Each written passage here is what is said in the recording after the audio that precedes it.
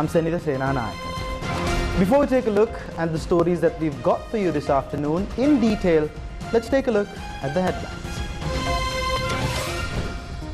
Omalpe Sobita questions the conduct of the president. අර කාටත් හොරා පැනගිය ඇතැම් ඇත්තෝ ලංකාවට ආවට පස්සේද මේ ශක්තිය එතුමා තුල ජනිත වුණේ අපි කරුණාවෙන් පැහැදිලි කරලා දෙනවා ස්වයං මෝහණයට පත් වෙන්න එපා. Human Rights Watch warns of worsening crisis in Sri Lanka. Overseas travel ban on Ajit Niwad Cabral extended. Is the government trying to delay the local government elections?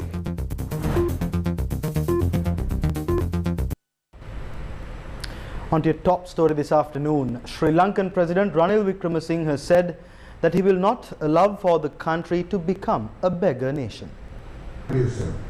President Ranil Wickremesinghe on Wednesday delivered the Lalit Atulat Mudali commemorative freedom speech at the BMICH. So we are not looking at the 4 years for the stabilization program and the modernization afterwards. It's running together. It's supposed to start next year, but we've already set it, getting the stabilization program and starting the structural reforms also at the same time. So this is where we are. And one wish on the structural reforms, because my friend, Honorable Charita Herath, raised it in the debate. Unfortunately, I was not in the chamber to reply. Yes, as a policy, we accept that the government should not be running businesses, full stop, except one. That is the exception. We will stay in the financial sector. We will build the banks we own and make it stronger. But it will be run like any good commercial bank, and we don't mind giving a part of the minority shares to the deposit holders, amongst others. It will bring some discipline in. And what we did today, a digital economy. So it's a highly competitive economy which is export-oriented, which has social protection, which is environmentally friendly, and the characteristics is a blue-green economy. It doesn't reply to the government of today, and a digital economy. So this is what we have. Now we have to go ahead. We can't be begging anymore. We can't be going to countries and asking for loans anymore. We have to learn to stand on our own feet. I certainly don't like to recreate a beggar nation. Human Rights Watch, quoting economists, says that the economic situation in Sri Lanka could deteriorate rapidly without action by foreign creditors, placing the basic needs of millions of people in further jeopardy.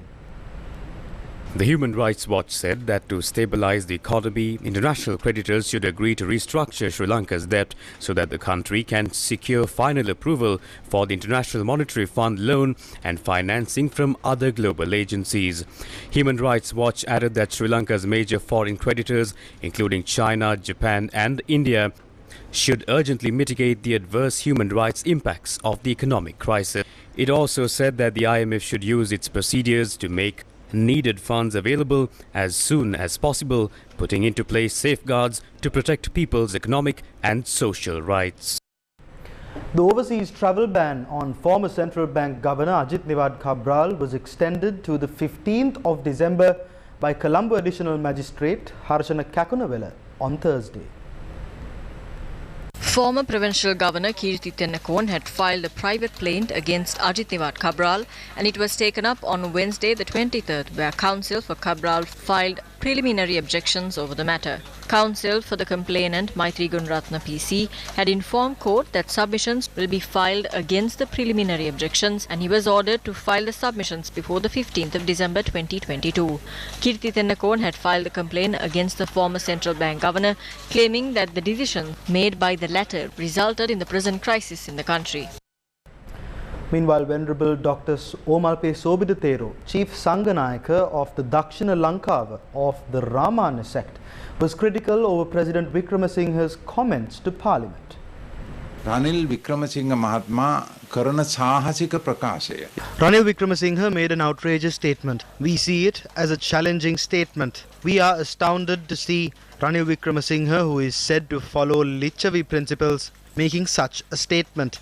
Is it after those who fled the country in secret returned that Ranil Wickremesinghe got such power to make such statements? Where does he gain the strength to boast? He is delusional that 6.9 million voted for him and made him the leader of the country. As monks and citizens who respect democracy, we are kindly telling Ranil Wickremesinghe to not be self-hypnotized. මට කරුණාවෙන් පැහැදිලි කරලා දෙනවා ස්වයං මෝහණයට පත් වෙන්න එපා. Sri Lanka's central bank chief Dr. Nandalal Veerasinghe told reporters that the country has made progress in terms of discussions with the bilateral creditors on restructuring its debt.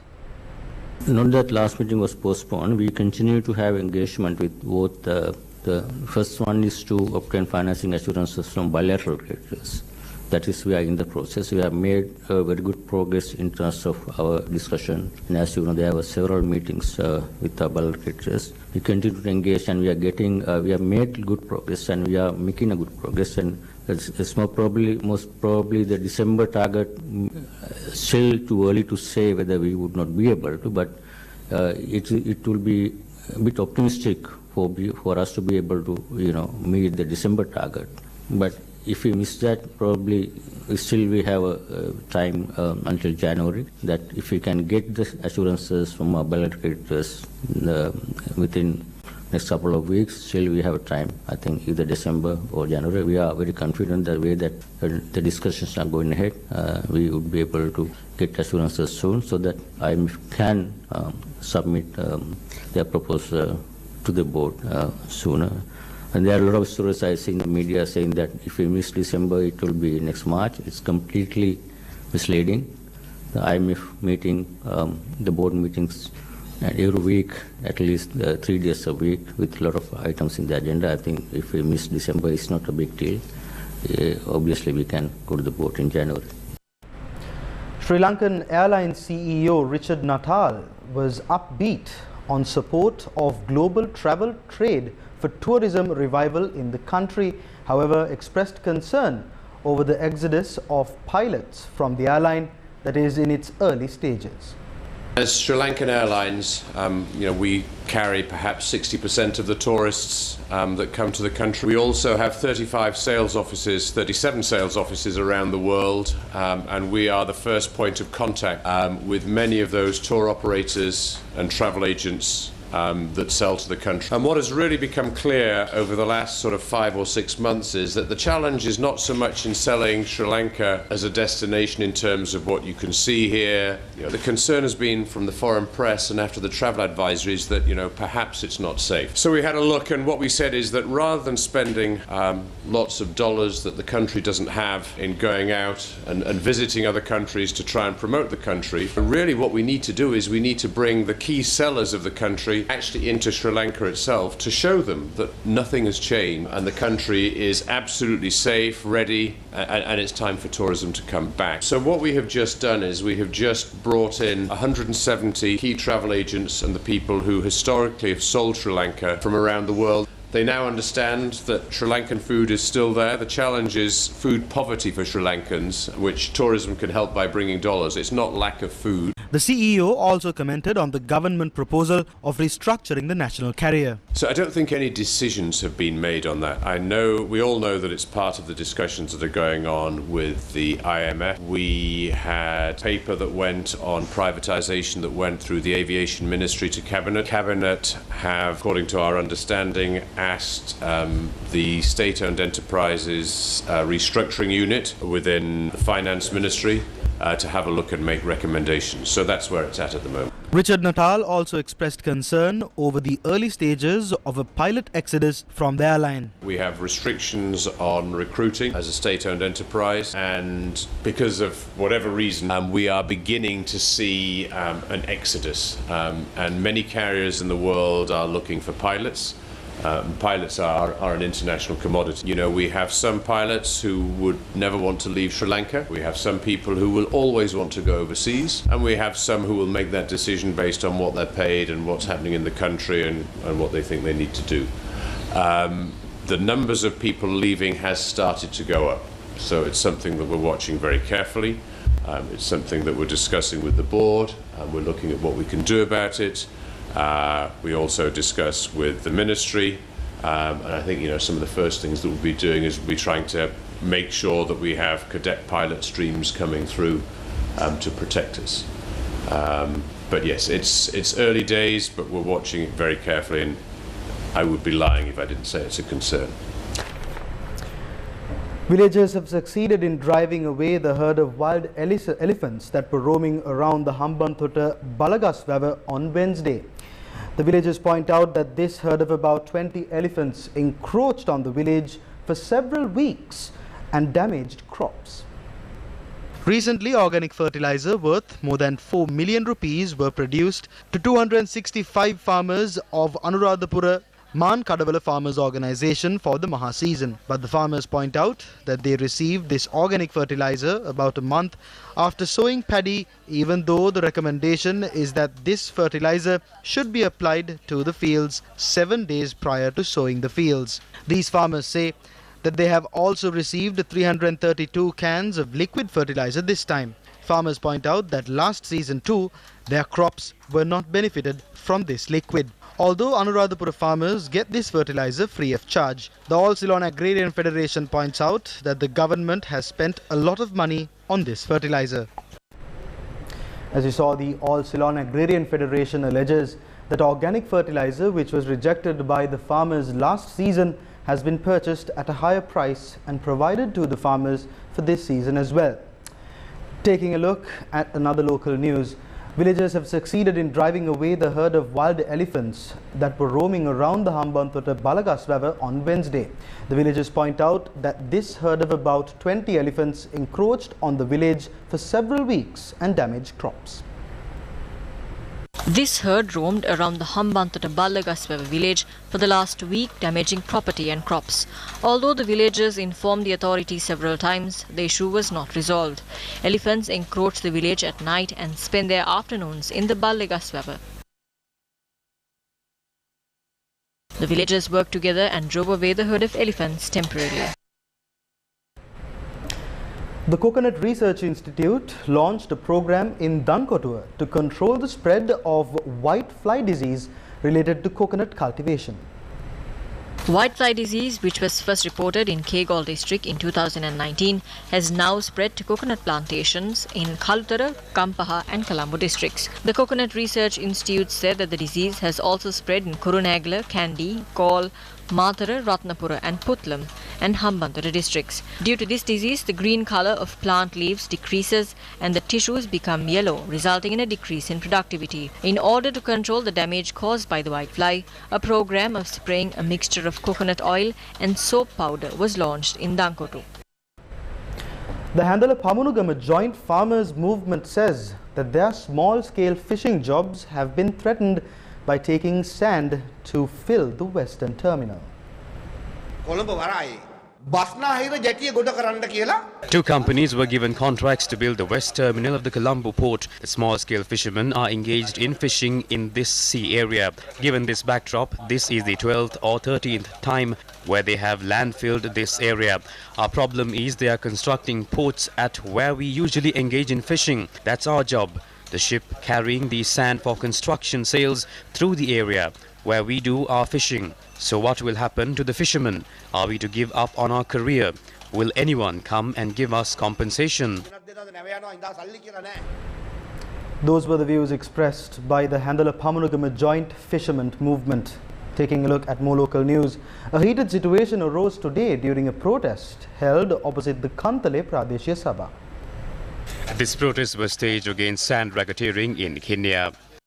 Members of the opposition in Kantale Pradeshya Sabha as well as government MPs also joined the protest.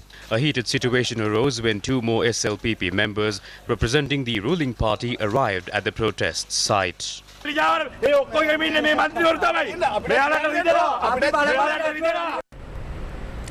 Concerns were raised in Parliament on Thursday on the government's proposal to increase youth representation in the local government bodies, citing that this could be an attempt to delay the polls.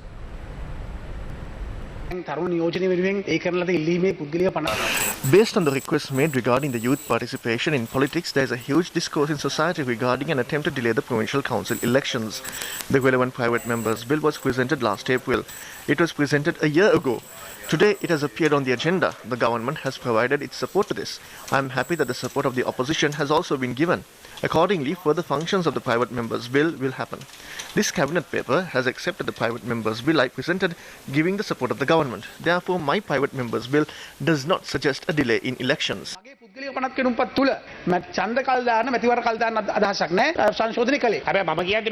Any law can be formulated, but in future elections. You cannot delay this election after bringing in laws. You are preparing for that. It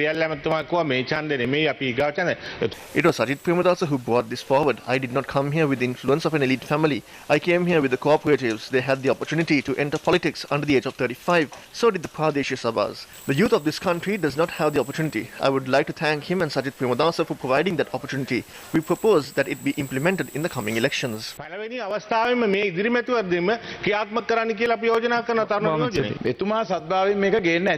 He must have brought this forward with good intentions. It seems that the government is trying to benefit themselves through this proposal, which was introduced with good intentions. There are two senior members of the government here. We request you to not allow the importance of this bill in the society to be taken away.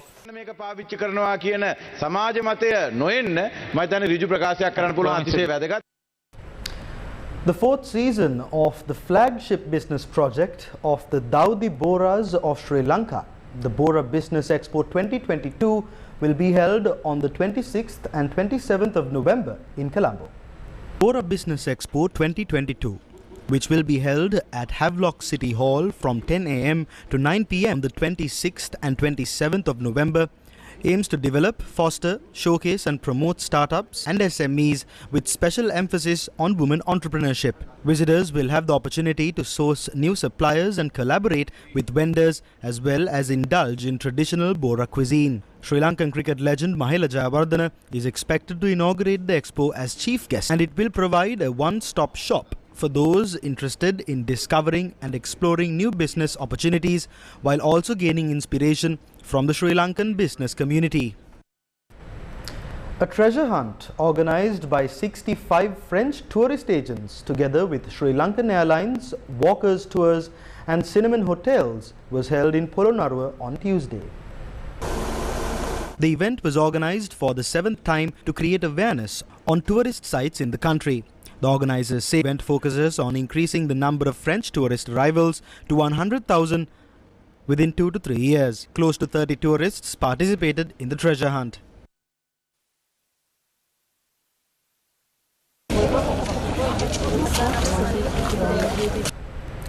A workshop organized by the American Center and the US Embassy in collaboration with ICTA was held in Colombo on Wednesday.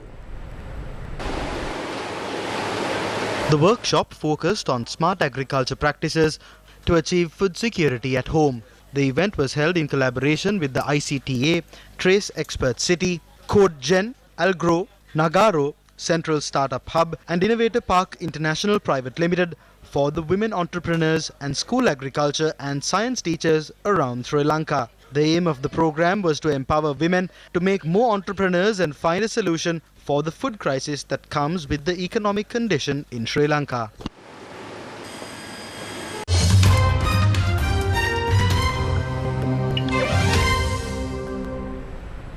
In some news from Malaysia, Anwar Ibrahim has been named Malaysia's new Prime Minister, marking an incredible comeback for a man who was first lined up for the job in the boom years of the 1990s before he was suddenly sacked and jailed.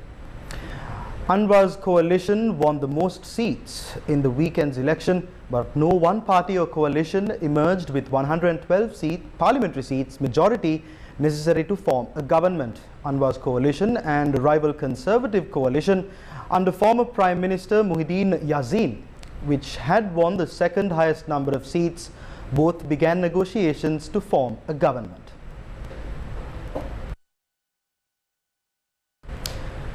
In more international news, President Volodymyr Zelensky has accused Russia of crimes against humanity after a new missile barrage caused blackouts across Ukraine. He told the UN Security Council via video link that the Russian formula of terror had forced millions of people to stay without energy supplies, without heating, without water, in sub-zero cold. According to officials, Ukraine is under another barrage of Russian strikes that has affected critical infrastructure in areas as far west as Lviv and killed at least 7 in the Kiev region. The strikes come as Kiev's mayor said the city is bracing for the worst winter since World War II, as widespread power cuts and dropping temperatures threaten residents nationwide. Ukraine's president condemned Russian strikes on a maternity ward that killed a newborn baby in the Zaporizhia region overnight. The 3 plants still under Ukrainian control were disconnected from the greater Zaporizhia plant, Europe's largest, is forced again to rely on diesel generators to power its cooling systems and key safety equipment.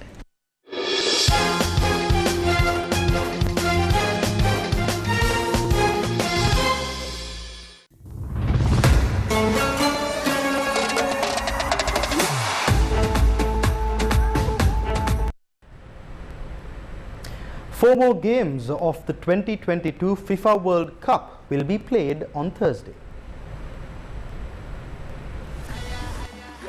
Switzerland will take on Cameroon at 3:30 this afternoon Sri Lankan time at the Al Janoon Stadium in Al Wakra. Switzerland are ranked 15th while Cameroon are ranked 43rd in the world. Uruguay will play against South Korea at the Education City Stadium in Doha at 6:30 p.m. Sri Lankan time. Uruguay are ranked 14th in the world while South Korea are placed 28th in the rankings. Portugal will then return to take on Ghana at the Stadium 974 in Doha at 9:30 p.m. Sri Lankan time. Portugal are ranked 9th in the world while Ghana is ranked 61st. Powerhouse Brazil will take on Croatia at 12:30 a.m. tomorrow at the Lusail Stadium in Aldayan. All matches of the 2022 FIFA World Cup will be aired live on TV1 as MTV MBC Network, the champion network, is geared up to bring the exhilarating action of football's grandest event to your screen. And that brings us to the end of this edition of Lunchtime News here on TV1. For the Newsfirst team, I've been Sanita Sena and I. Take care and stay safe.